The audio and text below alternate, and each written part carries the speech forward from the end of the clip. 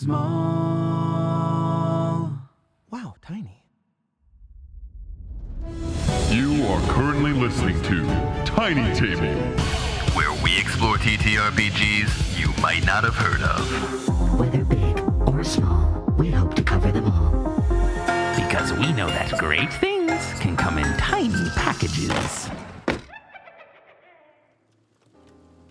Hello and welcome to Tiny Table, where no game is too small. From rules to rolling to review, we teach RPGs so you can play too. And today, we are featuring the beginning of our very first community spotlight game. I want to give a huge thank you to each person on Tumblr, every member of our Patreon, who went through the series of polls that got us to Broke Wizards by Sabrina Hawthorne. We are super excited to be trying out this game.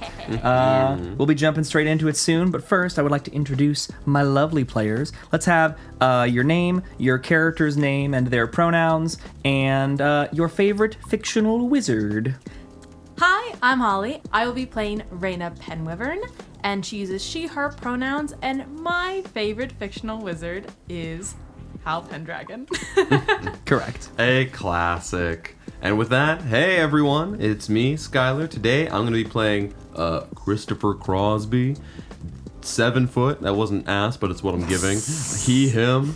And my favorite fictional wizard, I was gonna say, Ronnie from Elden Ring, but she's a witch. So for a fictional wizard, it's gotta be Big Hat Logan. Big Hat Logan. Yeah. Fucking jacked me. I'll think of a different one. Goat. Who? It's from Dark Souls. Oh. Yeah, that's from OG Dark Souls. That's my goat. From OG Dark Souls, back when the lore was good, when a character wore a big hat, so his name was Big Hat Logan.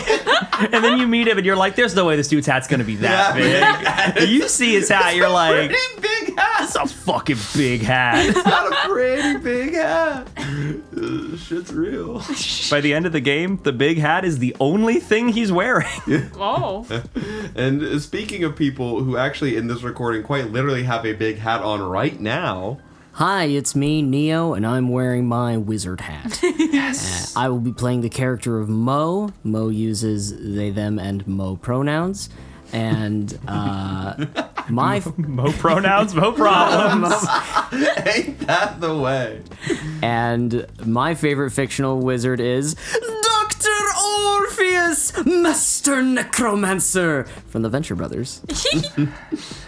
Hi, I'm Julian. I am, have been, and will continue to be your game mistress. And despite being sniped twice on favorite wizard, she'll think of a third, because Dr. Orpheus was my runner-up.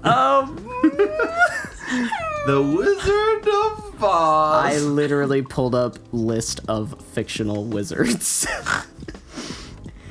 You know what? Yourself, because every day is magic with you around. That's very sweet. I like Gandalf. Yeah! Gandalf in the fiction is the only good remaining archangel because he gets too addicted to weed. And I think that we could all stand to learn a little from getting too project-minded like Saruman did and just take a little time with some halfling fine grasses and learn to Chill out a little. learn to chill out a little. I like that. Wow. We'll be chilling out with this lovely game today. We got a nice, fun, breezy little game to play through. Broke Wizards, already highly recommended. This game's 20 pages long. Wow. Love that. It's almost like this show is called Tiny Table. We're playing a small game again. Yeah. Who'd have thunk? The crazy thing is that the rule book is 20 pages long, and a significant amount of those pages are the adventure we're about to play, I believe. True. Yeah, which I did refrain from reading. I read the first sentence, I was like, oh, this is talking about what we're gonna do. This is an adventure. Close. So with that, I think it's time to begin. We join in the middle of the semester of the 3rd year of your collective times at Audment's School of the Arcane, a prestigious magical university, 7 years in duration, because 7's a nice magic-y number, and for no other reason. You all are a collection of oddballs at this school. While the majority of the students here in attendance are children of politicians or of esteemed craftspeople or of already entrenched and established wizards, you three have made your way in from lives of less means. Some might even call you a trio of broke wizards. We join you specifically during class. You are all in attendance at your class, Intermediate Transverse Semiotics, being taught by Professor Dolores Windermere von Trautstein the 11th. You also have classes with Dolores Windermere von Trautstein the 10th and the 12th. It is an entrenched family in this university, and they teach different classes. I thought they were their simulacrums. Don't bring that idea up in class if you don't want detention. A thing that they still do at this adult university for grown-ups. Detention. You don't want to go into wizard detention. It's a bad time. Wizard detention is in a different dimension. They put you in a pocket plane. Yeah. Detention in another dimension. With a quick wrap of her teaching wand, not to be confused with her casual wand, on the podium, Professor Windermere von Trautstein the 11th says, "Attention class, attention. Today is an important one. It's going to be our first one for the quarter with a live subject, and as such, I hope you've all brought your most fitted magical components for today's experiment." The various students of the class, all of them well-funded in their time here at the school, bring out a collection of fine brass manacles, golden necklaces, and other various quite pricey components, each of them holding an item that is probably more than your month's rent in their respective hands. Professor von Trautstein the 11th gives a quick flick of her wand, and a little velvet curtain that has been nested over a half-domed surface upon a table flies away and disintegrates, revealing within this cold iron cage a small and very angry imp. Red, behorned, thorn-tailed, and gnarled-faced, this small devil from the plains of the infernal hells below starts rattling the cage and barking out in a deep Latinate growl. Oh my god, he's so cute. As we zoom our camera over to the students in attendance, let's start with you, Mo, whose voice we just heard. Neo, could we get a bit of a description of your wizard? Mo is a kind of short stack build, kind of short, kind of wide, big frumpy sweater, big baggy pants, big carabiner, little pocket. It's moving. Don't worry about that. Wizard hat, classic style, singed, torn in places. Big brown, almost falconer style gloves for the handling of many creatures, greasy, broken glasses, and kind of just like a big poof of hair. Desmo. Shooting our camera a little to the side to see your seated neighbor, let's get a bit of a description of your character, Skyler. So I think maybe to the surprise of people around him, or at least anyone that knows Christopher Crosby's situation, if it's asking for a volunteer, his hand is raised. His hand is actually raised somewhat enthusiastically. He wants to go up despite knowing that he doesn't have any of the things of those around him, and his hand reaches up a little bit higher than just about everyone else's, as Christopher Crosby, aka Chris Cross, the high school varsity legend, front and center, played center for 4 years straight, MVP all 4 years, yes, including freshman. My guy is 7 foot tall. He is like, if you took like a log cabin, and gave it a blonde buzz cut. This is what Chris Crosby looks like. He is a mountain hulk of a man. For easier reference, you can think like White Shack. I'm always thinking about White Shack, so this is easy. I was already there. Huge, super tall, maybe kind of intimidating, but has like an actually like somewhat gentle like face, like clean shaven, almost somewhat babyish, you might even say, despite his cherubic, despite his large portion. And because he had to rush to class from his job, has not been able to change, so he's in a very ugly, very tight and ill-fitting, maybe 2 sizes too small, purple, yellow, and gray polo with a little double M on like the upper right portion of the chest from his McMerlin's job that he had to rush from and didn't have time to change, eagerly sort of raising his hand, even though he knows that he might not do super well. Incredible. And I'd love to hear the reaction to this bold hand raise, as well as a description from the last of our trio.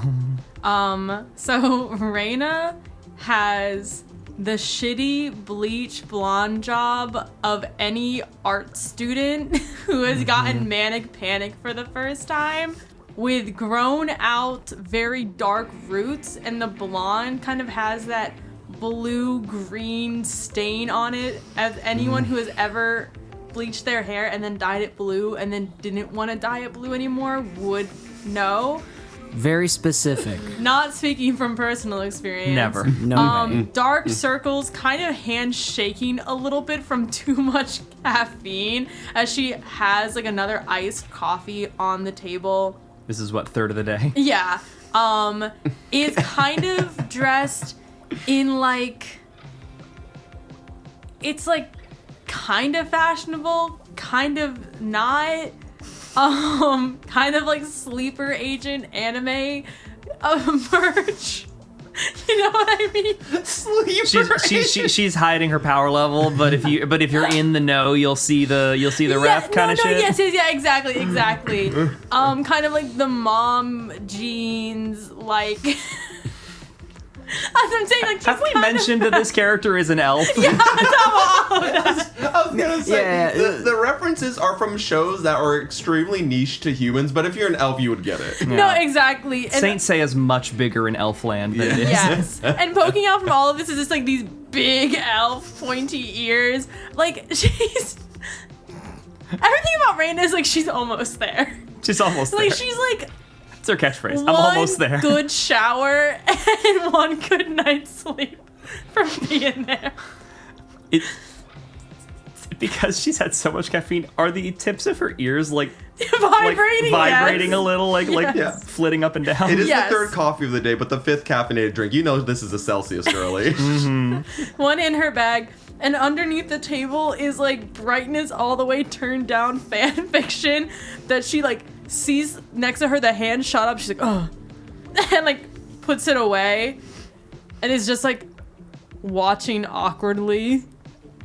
The professor turns and says, "A young Christopher, the first to volunteer, I see." Hell yeah. Sorry, ma'am. Yes. The imp in the cage hears you say hell, and it's like eyes super wide, like gripping a white knuckle through red skin against the cage as it's looking right at you. It like licks its lips. Dang it. Gotta watch out with that. Just kind of nods his hand, and I guess if he's being summoned up, kind of awkwardly grabs something from his bag, kind of shoves it in his pocket, and then kind of starts walking up.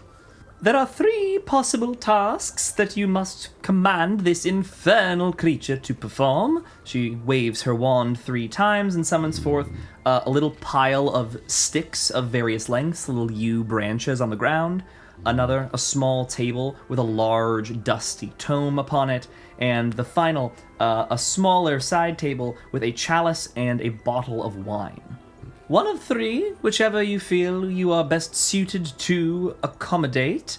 Either have this creature sort the lots by length, have it open this book to precisely page 66, should be easy, it'll love that number, or fill this chalice halfway full with wine. Okay. She reaches her hand out and places it on the latch of the cage and is like looking at you and just says, "Are you ready, young man?" As I'll ever be. Yeah, let's get it going. She flings the door open and takes several quick steps backwards as the imp lunges forth from the cage and bursts out into the space. What are you gonna do? He instantly reaches into his work pants and pulls out several packets of McMerlin's Magically Delicious Original Sauce. Is gonna crush them into his hands to try to summon magic for, I guess, the half full cup command spell. Okay, so you're aiming to command it to pour the wine. To pour the wine. This begins the core mechanic of this game, which is y'all are broke, y'all can't afford fancy magical components that are going to work great for what you're trying to do. You're working with what you got in your pockets, whatever trash you can muster and grab from your rooms. So magic is probably not going to be as amenable to casting a compel imp to pour wine spell for someone lacking in proper magical components. But that's never stopped you before, so it is your chance to make an argument to me, the magic. As you initiate the crush, time seems to slow down for you, and you hear what is to you the familiar voice of magic reach out and say, Pray tell, what be your desire, O crossed Chris? Hey, magic. I'm back. Your friend. Yeah, well, sure, close enough. So, I'd really like if you could get this imp here to fill that glass half full of wine, and I got this for it. He holds out his hands, now covered with the sauce that he crushed. Maybe could have done that a bit more delicately. It's kind of dripping off of his fingers. So, hear me out on this one. My hearing is in. So, wine, that's alcohol. You sadly saw me through those party years. It's addictive. What's more addictive and brings people back than the great original flavor of McMerlin's, baby? It's the thing that their brand name is built on. The addiction quality is there. This is practically a drug, but the government allows it. And you know what? We're commanding an imp. We know the key ingredients for the McMerlins. It's basically just ketchup, mayo, a little bit of black pepper for the spice. Imps love spice, and hey, mayo, ketchup, that's half and half. I'm talking half full, baby. I would love that wine propped right there in the middle. You know, top half for the mayo, bottom half for the ketchup, which is red like wine. I'm thinking, you know, there's a lot of symbolism here. What work with me. Magic pauses and says, Symbols, there be, and work needs being. Let's seeing. Let's seeing. So, That's better than last time. the default of how this works is you get 2 d10s for the act of casting magic, and then I award you 1 to 4 d10s based on how convincing I found your argument. 1 being the minimum and 4 being the maximum, and then you're rolling against a number of successes. The compulsion of this imp is going to be at a difficulty level of 3. Difficulty level can be 2 to 6 in this range. It's not the least difficult, but it's already been bounded by the professor. It's not a completely free imp, so it's already a little more magically convincible than it would otherwise be due to some of the beginner-friendly sigils she's put onto its back.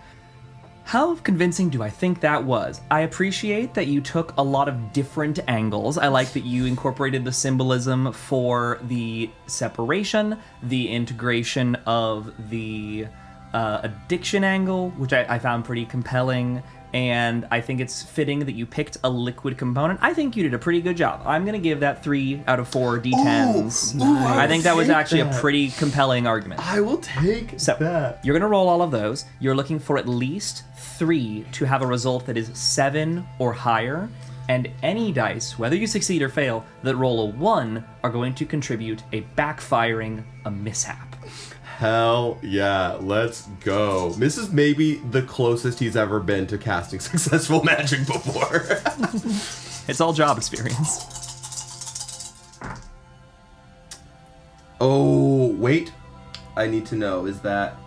Oh, it is so close, but I think the paw means that is a 6 and not a 9. I believe so. Yeah. Oh, devastating. We were at 2 out of 3. No ones, though. No one, so no backfiring, but it does not succeed. As the with 2 successes, what I'm going to say is the imp does toddle its way, kind of drunkenly, towards the wine bottle, picks it up, lifts it up, gets it right up to the chalice, and then just kind of hesitates and pauses, brings it up to its own nose, gives it a sniff,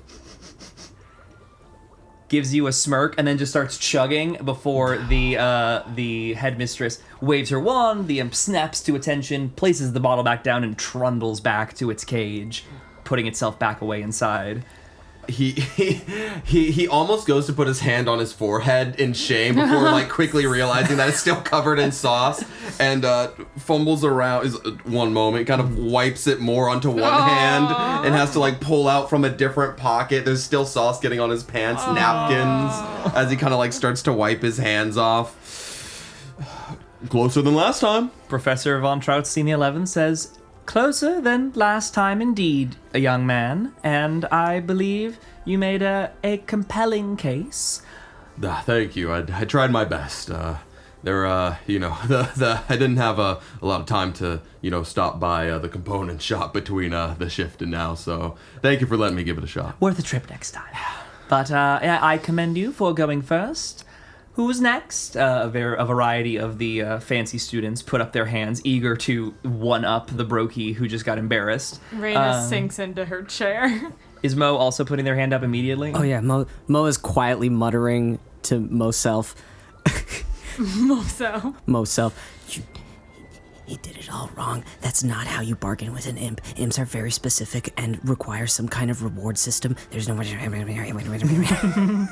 I think probably a few randos make their way through, each of them in turn, making most succeeding, though some with some stumbles or some bits of slowdown to their attempts. But the majority of the students who are attempting with these proper magical components succeed in their time.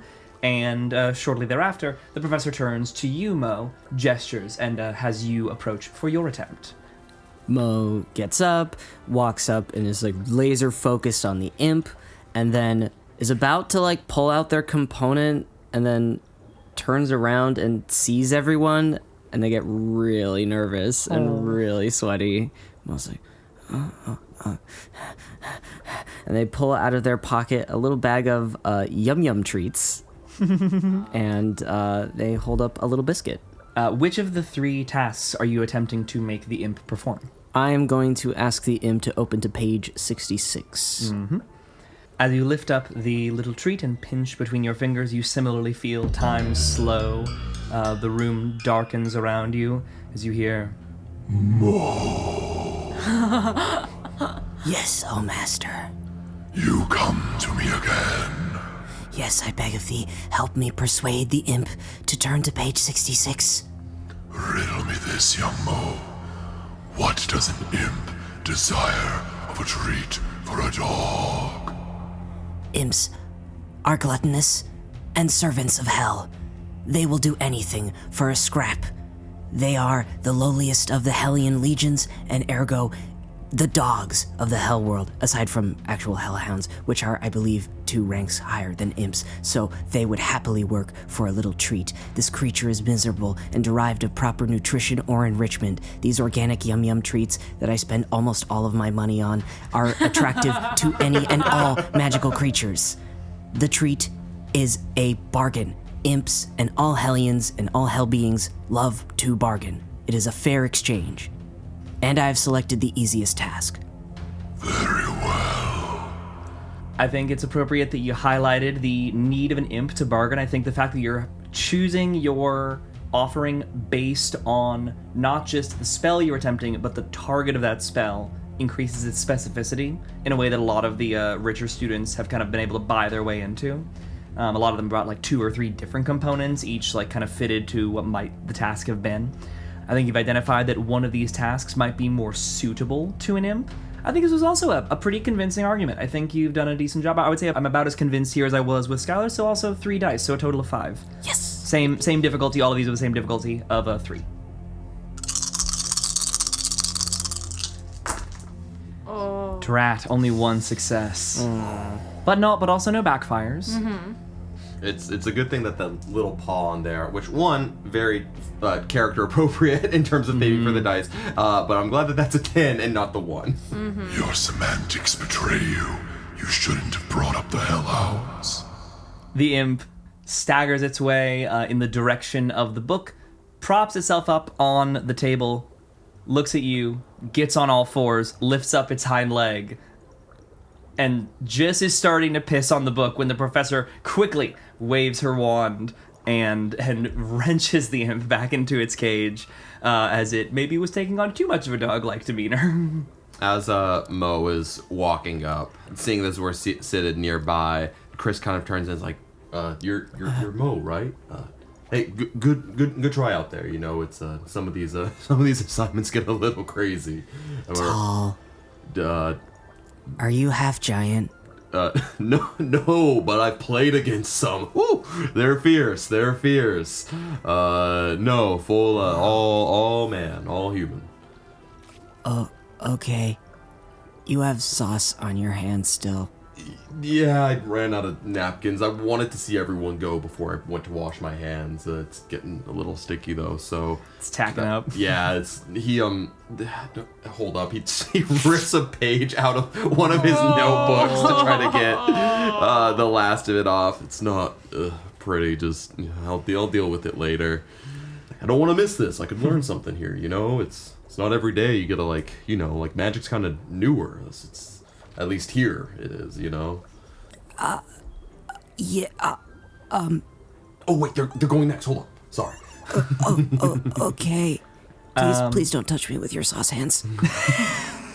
How late into the class does Rhaena... Last one, of course. Too busy reading the fic. My hands are so sweaty. Oh, yeah. I'm so nervous. When you are the final in class, the professor beckons you forth. Young lady, there's no getting out of the assignment. You'll be going last, but we'll be going all the same. Okay. I get up. I take out my scrunchie. Wow, she's like almost there. Like, do you know what I mean, Mo? Like, I don't know. Like, she's like so close to being like social media hot. Sorry. She looks really familiar. Like, I feel like I've seen her before. I think she's just got one of those like faces. She's also the only elf here. Yeah, the transfer, I think. From Elfland. From New Elfington. New Elfington, yeah. Oh, she's gonna be a natural. I'm really excited. I rub my sweaty palms on my jeans as I take my scrunchie out. All right, magic. And so the last one is having it sort things by length? It's a bunch of little like U sticks, a bunch of lots that one would cast, and it's to sort them by length. Yeah, I'll make it do that Okay. one. You're presenting a scrunchie is your Yes. material component. Yeah, how are you presenting it as you call upon the magic? All right, magic, I'm going to keep it real with you right now. I don't think we have this one. I meant physically how are you presenting it, but that will be how you begin talking. Oh, so I want to make it like a collar. Okay, you're stretching it out like a collar. Yeah, like a collar. Gotcha. It is as you stretch it, the time slows down, and you hear the lilting voice. Rhaena Penwyvern, we meet again in new and auspicious circumstances. Is that for your own hands? Yeah. But I was thinking maybe we could make it like a collar, and like maybe you could put magic on it that it would like control the thing with your deep elf charm magic. Elaborate, child. I'm gonna keep it real with you. I don't have more than that, but I will not play any more Love in Deep Space for you unless you do this. Threatening. Threatening the voice of elf magic with withdrawals of Love in Deep Space. You don't know what Love in Deep Space is? I'm thrilled to be able to tell you what it is. So funny. So it's like this female gooner dating app where you have like virtual boyfriends and it'll like track your period and they'll be like, hey babe, I realize The you're on game your tracks period. you, the real player's period. Yeah, you're having a Excellent. virtual boyfriend. Excellent. And they like, you can like, it ranges. And they're like extra nicey to you when you're on your period. I Yeah. do like the idea that elf magic can only get off when this elf, the only elf. You know what it is? In New Elfington, you need a VPN. A Vizier's private network in order to get access to that, and it only works here in Humanlandia. So Let me read you the description of Love in Deep Space. I am thrilled that I'm getting to tell you this. please take your 1d10 in addition to your 2d10 and make your roll. You will need Thank 3 you. 7s or higher on 3 dice. Beautiful. I don't think the spirit of all elfness is like super persuadable by threatening to withdraw horny privileges. That's crazy, but I respect Unlike you, it. she still has access to elf Twitter. It's true. Fuck.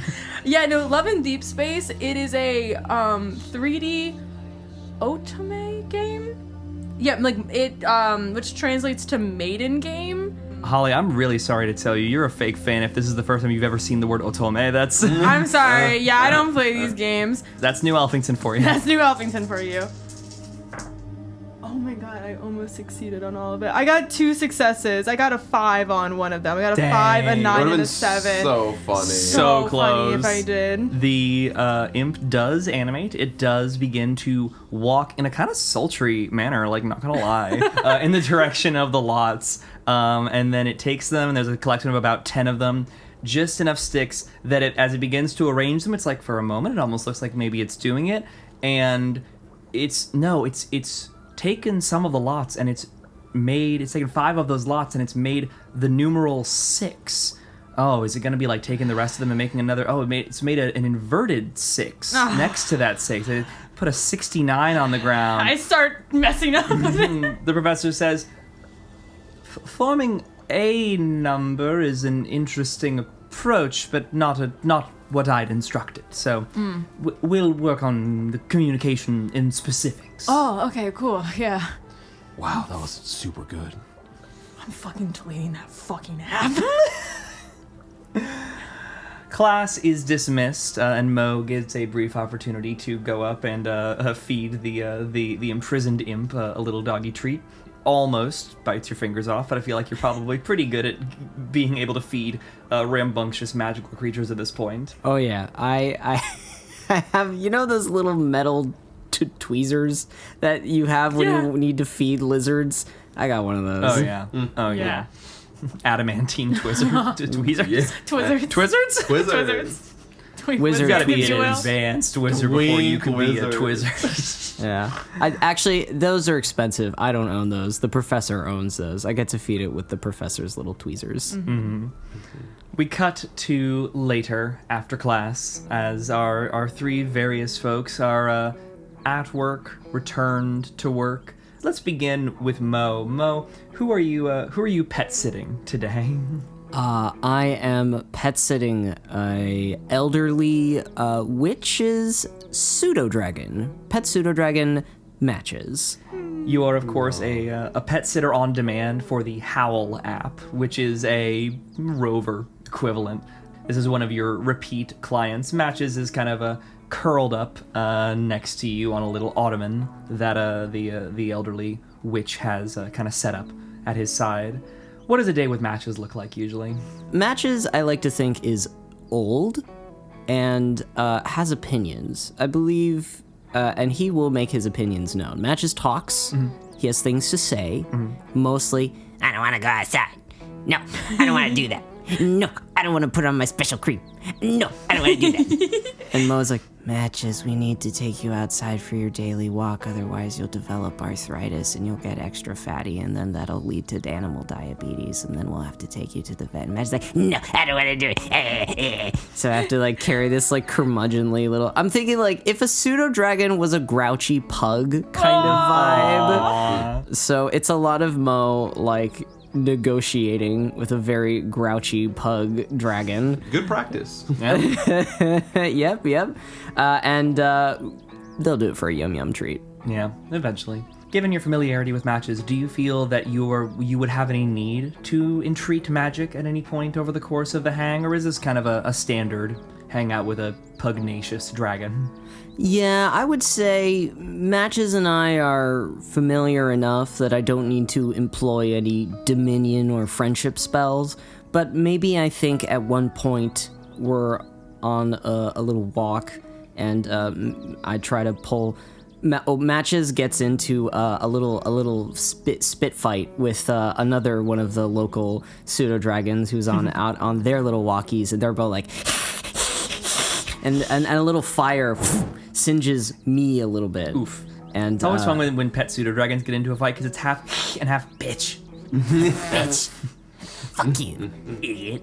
Get out of my space. I like to imagine that it's like a fairy dragon, and it's like, oh, you're just a fairy. Well, it's like, you're not a real dragon yourself. You're only pseudo. Like, there's like always sassy remarks, like between the different breeds. Dragons get into such semantic nonsense about their subtypes. Absolutely. Oh, for sure. So in that little quarrel between the little fairy dragon and Matches the pseudo dragon, Mo gets burned as a result. Oh no. It's not. Matches is fine. I'm hurt, so I'm gonna cast a little healing magic on my burn. I love it. Which component are you grabbing to attempt this? I'm grabbing the component of loose band-aids. Alrighty.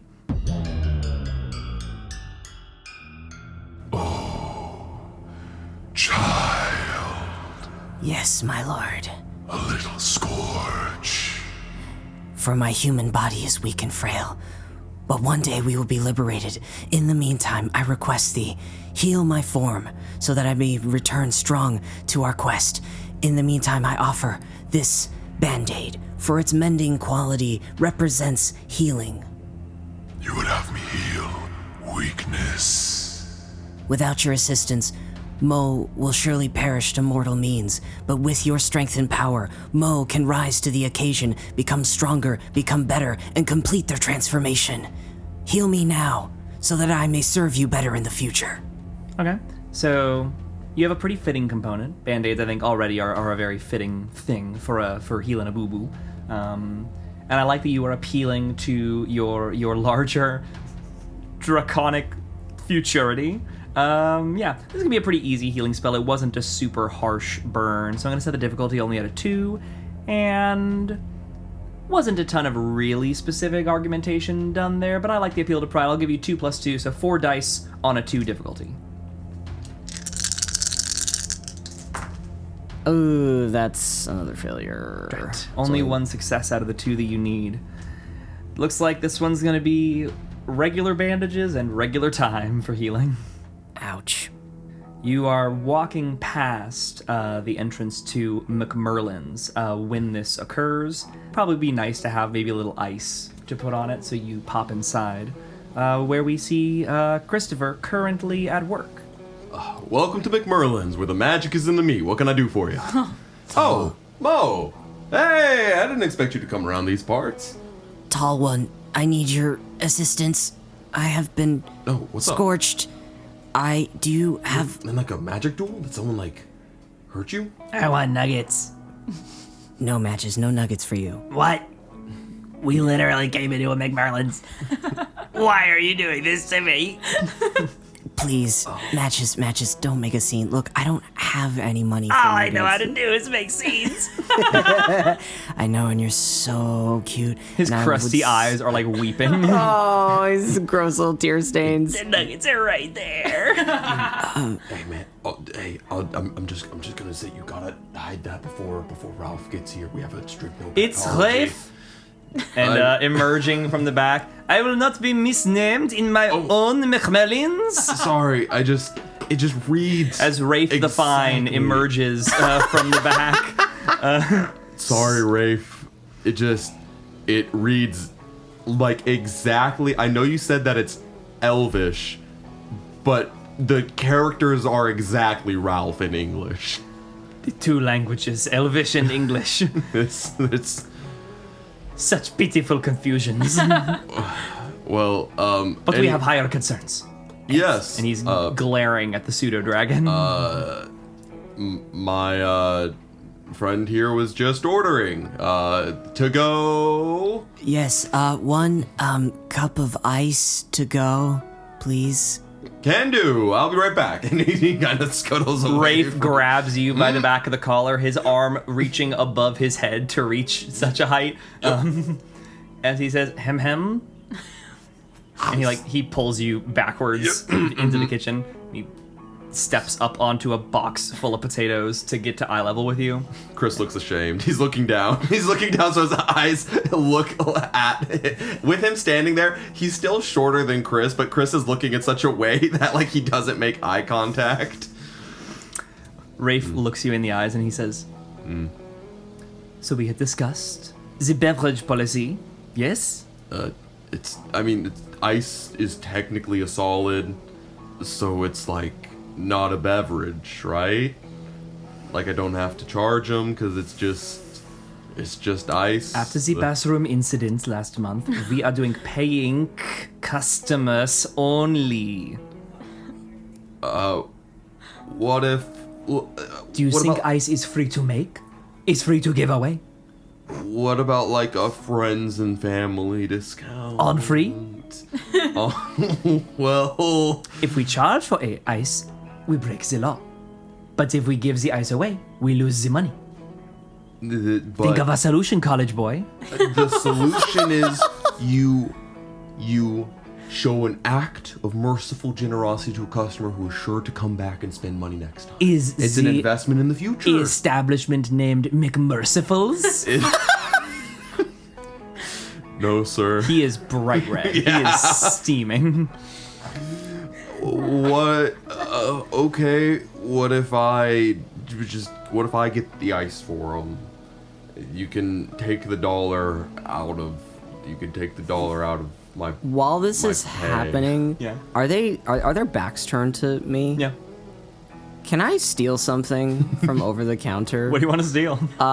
Anything. If I could steal a cup of ice, I would steal it. If I could do... Oh, you know what I'll do? I'll grab one of those cups, and then I'll just go to the soda machine and just...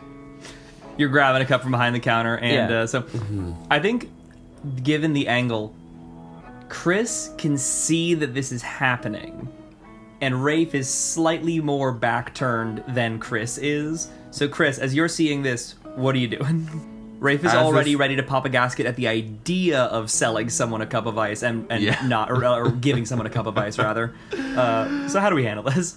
I think, man, am I gonna do something insane? Episode 1. Am I gonna get myself fired?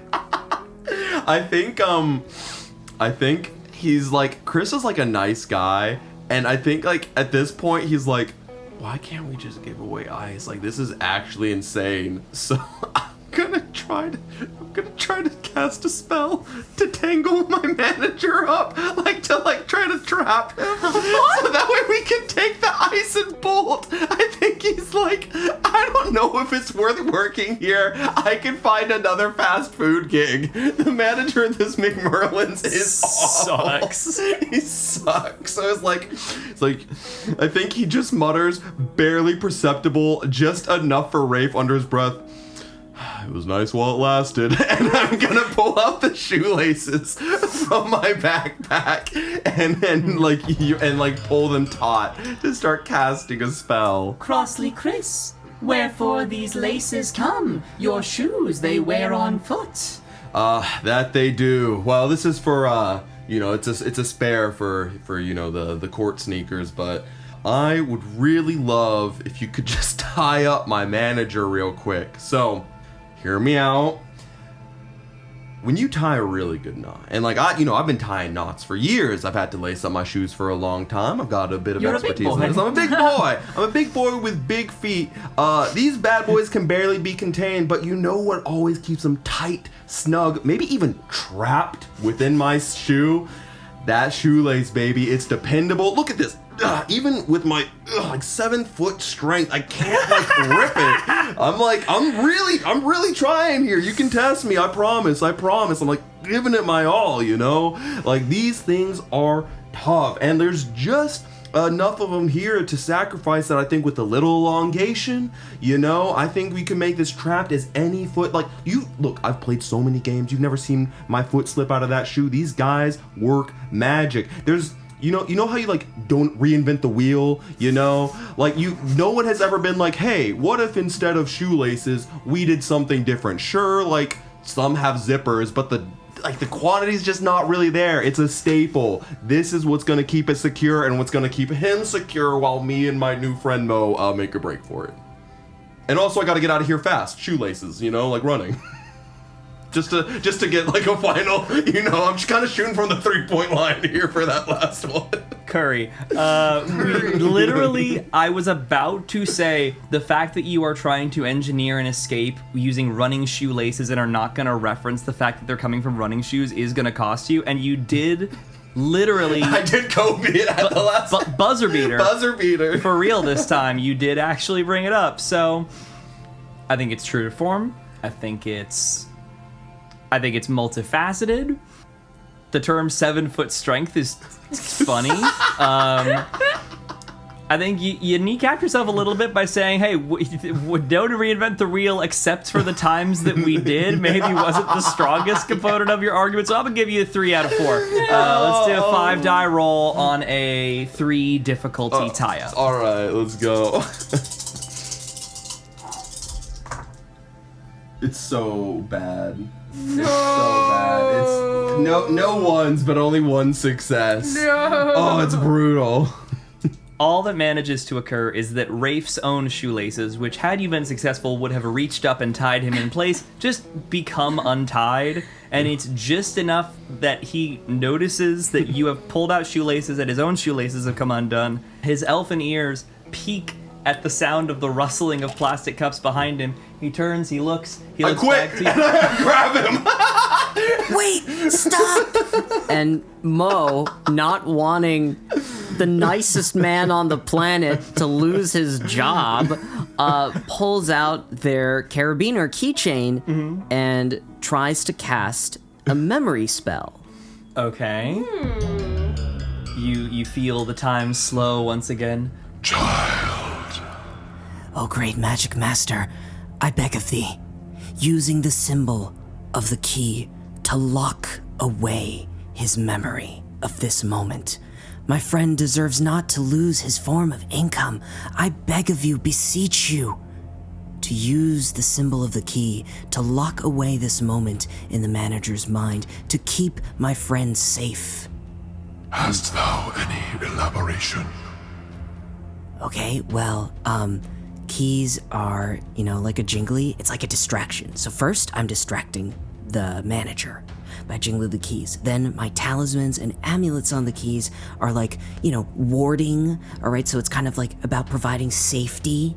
And then I'm doing it in a hypnotic way. So his attention is now away from Crisscross and onto the amulets and the keys, jingle, jingle, jingle, which are keeping his attention, jingle, jingle, jingle, and are hypnotically lulling him into a trance, jingle, jingle, jingle. And then the key final, at the very last moment, reaches into his mind and locks away this memory forever.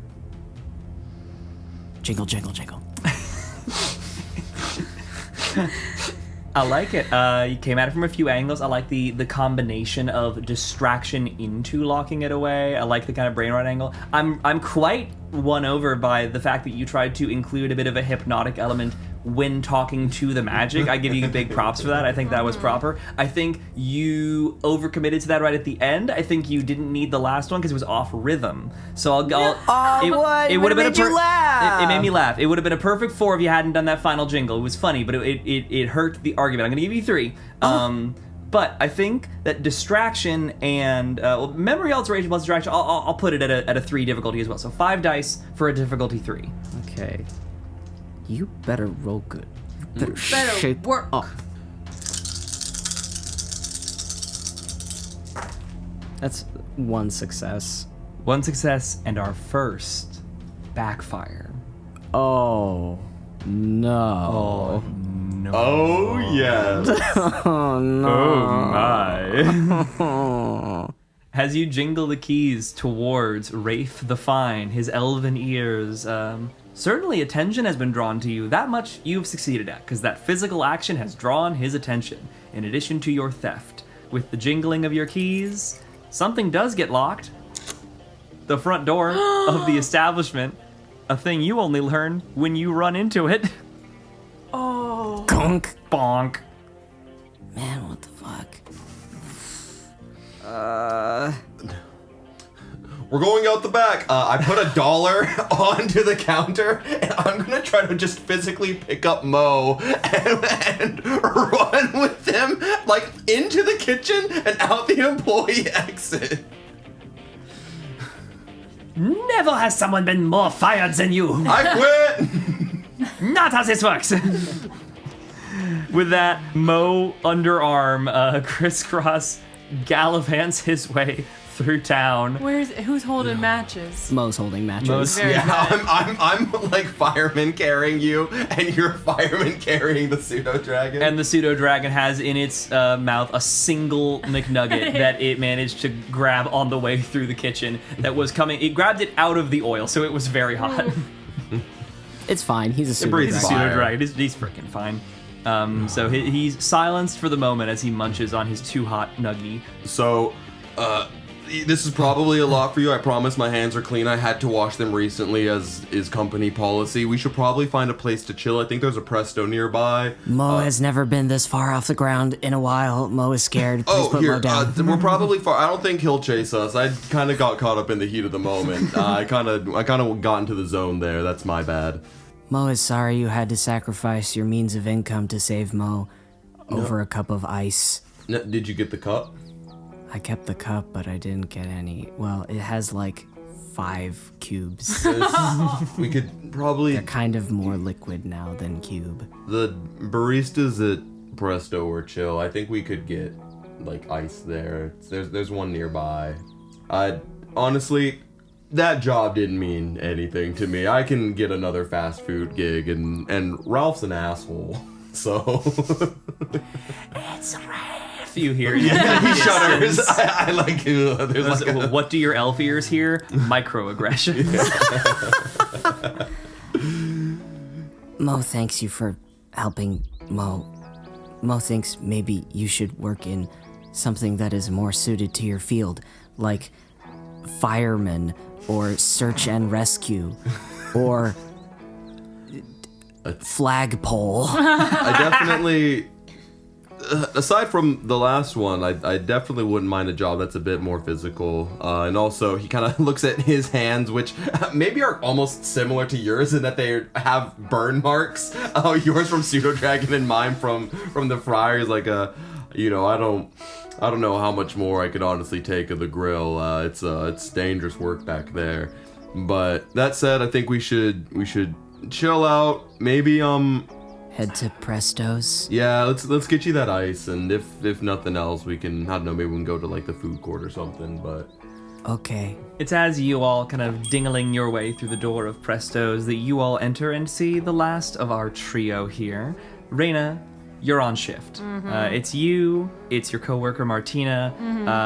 It is, I would call it middle level busy right now here in the Prestos. Not full rush, but you're pretty active in making the espressos and all that. Yeah.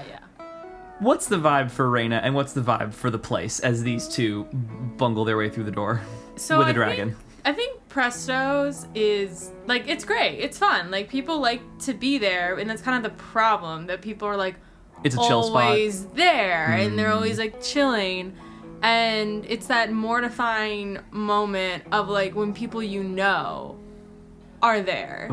And like you're there and you're working and you're like, I shouldn't feel embarrassed, but I do. and I'm here, and like I think me and my co-worker Martina very much have that co-worker relationship of like we're like close, but like the minute one of us leaves this job, I will never hear from this person again.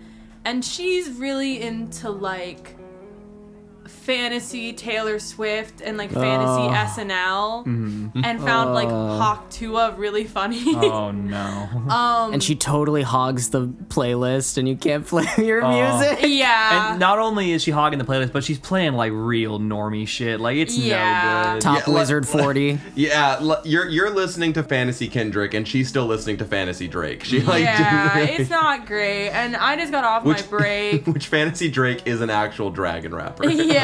Dragon R&B artist. I just got off my break. I just checked my tweets. None of them are doing super well, which is like a blow to my confidence. I thought my latest discourse post was like pretty good. Like I had like screenshots and everything. I really like, picked out the symbolism. So that's a blow, So I'm back on the floor. That tracks. Yeah. It's this point that y'all burst in and make your way up to the counter. How do y'all present yourself? It is Rhaena who receives you as Martine is in the middle of making a drink. I'm still in my work clothes, or I guess my previous work clothes. As far as Rhaena has perceived, you live in this fucking McMurlin's. One outfit. I think Mo sees Rhaena, hot elf girl, and is immediately like clammed up and sweaty and extra shy.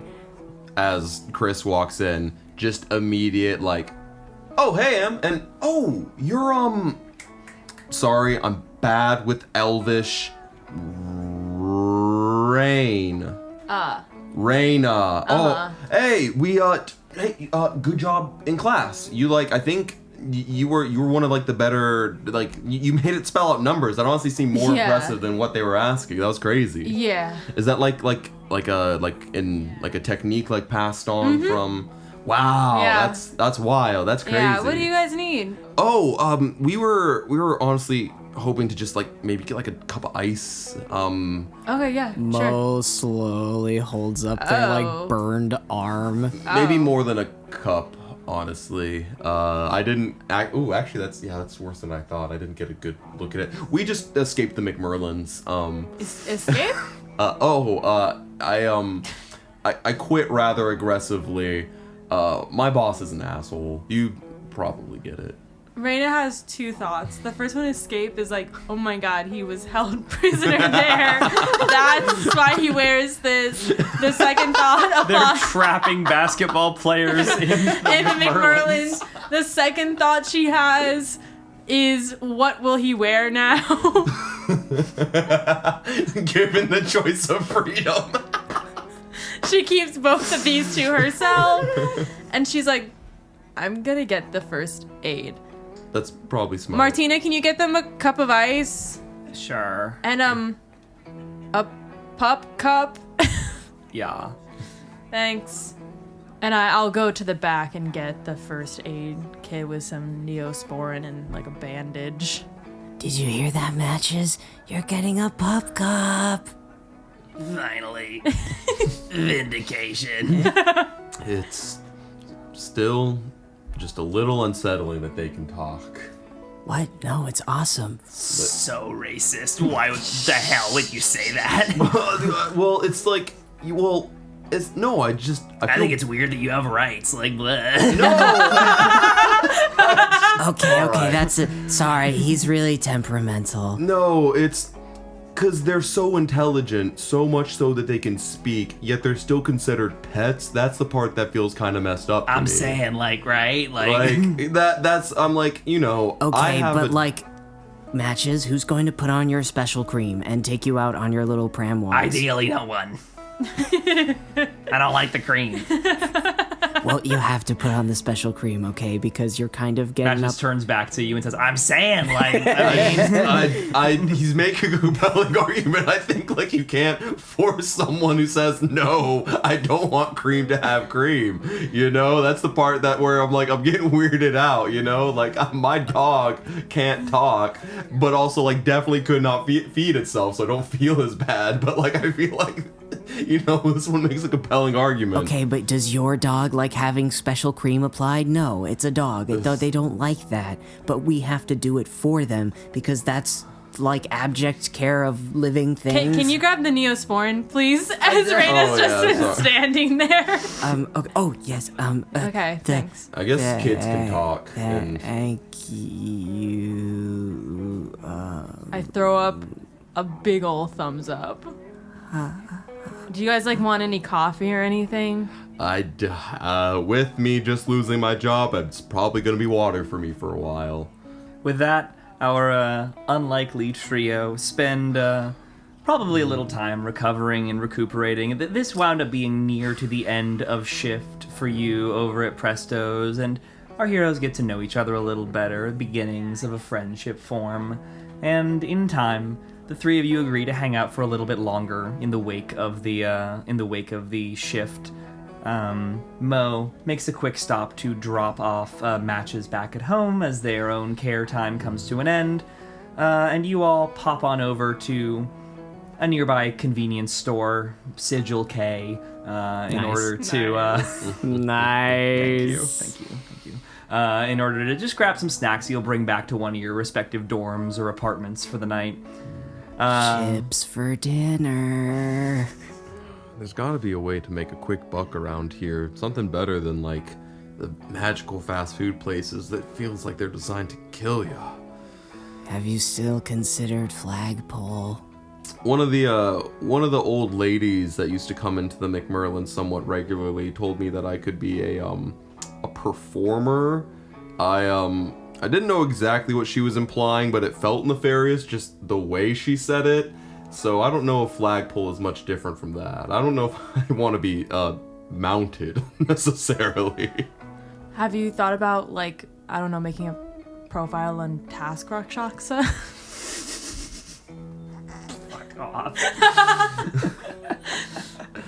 Yeah, I definitely need, like, a change of pace. I'm hoping, you know, that, I don't know, maybe there's like I could like coach kids basketball or something. I don't know. And maybe like one of the local schools or something. It'd be nice. It'd be more like kind of what he looks himself literally built for. It's just tough, you know, money's tight, or at least it has been this recent year after I'm not gonna get into it actually. And it's in that moment that you all enter your way into the Sigil K's. You've all shopped here before. Chips for dinner is not foreign to any of you. Yeah, I'm picking up some ramen. And it's a Friday night, so you expect Ed should be on shift. But as you walk in, the Sigil K's itself is seemingly empty of anybody. There's no other customers here, but also Ed is not at his normal spot at the counter. A little look around, a peek around the various aisles. He's not restocking anything. It's pretty empty in here, and worse, most of the chips are gone. Bum bum bum. Ugh. How are you out of beef ramen? Wait, has Ed not restocked? When was the last time one of you guys were here? I come here pretty regularly. Yeah, I've never seen it this empty. Did someone, like, ransack the place? Hold on, I'm gonna... Ed! Hey, buddy! He kind of starts walking around, kind of, like, looking. He's like, I'm gonna come behind the counter. I'm not stealing anything. I'm just trying to check on you.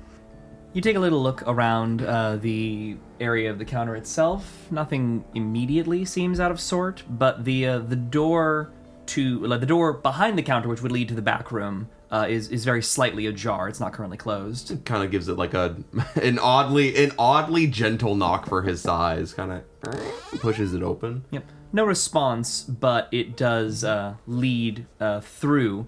You peer inside and see that through the back room itself is also pretty empty. There's a couple chairs, a jacket tossed over one of them, but notably it leads off into the kind of big like industrial fridge that they've got there in the back, and the door to that is also cracked open. It's quite chilly here in the back room.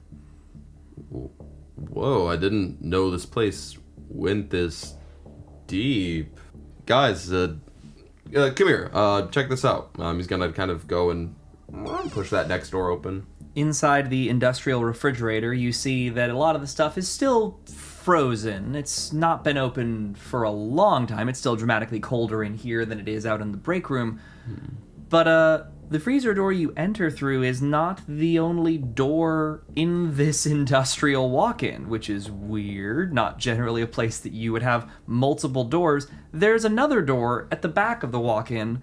You see a kind of old-timey door against the back wall, made of wood, little brass handle, and old metal hinges. A far cry from the big stainless steel industrial door that leads into the fridge. Whatever this is, there's a little magic afoot. You hear a startled shock from Mo in the corner. Whoa, what is it? You good, Mo? They're all out of extra flaming hot spicy chimeros. Oh. We gotta help our boy Ed.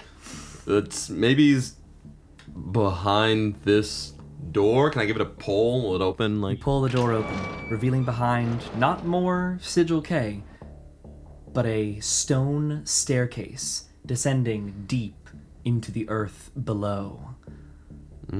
A dungeon, perchance? Whatever lies beneath has surely ensorcelled young Ed, as it shall ensorcell you three on the next episode of Tiny Table. It's like an isekai. Oh, God. Oh, what? See y'all next week. Thank you for joining us. Anyone else can talk or do whatever. So you get drunk on soju one time and you make a 5-paragraph tweet about how, sorcerers are Nepo babies, and suddenly you're ableist and classist. And, I just don't understand. I didn't understand. I got ratioed, bad. Bad. Got hit with the hermetic ratio. Yeah, that they were saying I was Discord. doing, eugenics. I don't even know how we got there. Elfgenics goes crazy. I don't even know how we got there. And then people started pulling up my old tweets that were really out of context. I was only 37. I was only 1,000 years old. I was Come a minor. on. Literally a minor. Oh my I was god. literally a minor. What the hell? And suddenly they said that I'm sexualizing minors and I'm a pro shipper. The fuck? I think one human's hot. Now everyone's calling me a fucking pedophile. Literally everyone's calling me a pedophile. It's like I find one human hot. Absurd. I'm washed. I was like, no, guys. In their society, they're above the age of consent, and they were like, okay, you fucking freak. No, exactly. They called me a fucking freak, and then everyone found my AO3, and they saw that I was shipping these people in these two different K-pop groups: the elf pop group, the E-pop group, and the H-pop group. Human pop, and elf pop. Don't even get started me on and they were like, that's literally they found my erotic RPF Rincewind fiction, and it's all over. They said it was pro ship, and I'm like, I'm sorry, it's on AO3. When says shippers made this? What do you want me to do? What do you want me to do? You read one fic, and you comment on it and subscribe to it, and suddenly you're a pro shipper. And I honestly think that we have gotten puritanical in this society. Honestly, that was great. You can start playing your character at any point, huh? Exactly. You don't even want to know what kind of freak shit Mo reads. Hi, and thank you for listening to our podcast. If you enjoyed this episode, then we'd really appreciate if you left us a review.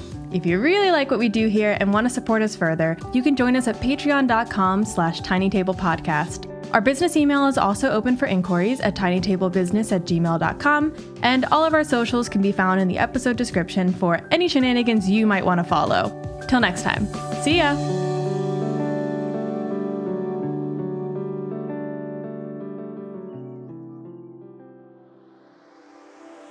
Welcome to the Shoutout Corner. This week, we would like to thank Drake, a fellow wizard and friend of Chris who currently works at the Five Scries Burgers and Fries, where yes, you do get your fortune read with every order of fries.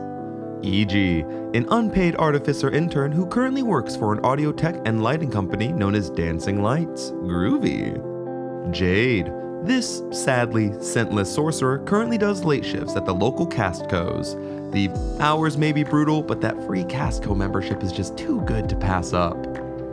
Jordan, a delivery driver for Little Cersei's who, thanks to a teleport scroll their grandfather passed down to them, always gets your pizza delivered in 30 seconds or less. Cly, one of Rhaena's friends who actually owns a car and gives them rides to campus on occasion. They spend their off time ferrying folks as a driver for the Levitate app. Logan, a wizarding waiter who works the opening shifts at the Olive Guardian, using their conjuration magic to summon truly unlimited breadsticks. Nancy, this penniless pyromancer is an expert with flames. Sadly, to pay off their debt, she currently uses them to fuel the grill at a nearby Kobold Fried Chicken. Sparky, with their masters in illusion magic, this archmage can conjure images of the unimaginable before your very eye. Sadly, the market for illusionists is pretty oversaturated right now, so they're currently stuck as a freelance magician for birthday parties. Ugh. Tammy, this creative caster perfected the art of magical simulacrums. Currently, though, they use their clones to act as a one-wizard cleaning service for the super-rich elves in their tree mansions. The first four notes of Megalovania, an alchemist of the highest degree who, instead of creating cure-alls in the medical field, is currently stuck brewing new drinks for a local bar. That said, their Gandalf the Grey Goose cocktail is really something else. And Thy Dungeon Gal, a sales arcanist for the Rune Mart next to campus. The last Black Dragon Friday sale was kinda dangerous though, so she's currently seeing if the Sigil K has any openings. And with that, folks, we will see you next week, so until then, fare thee well.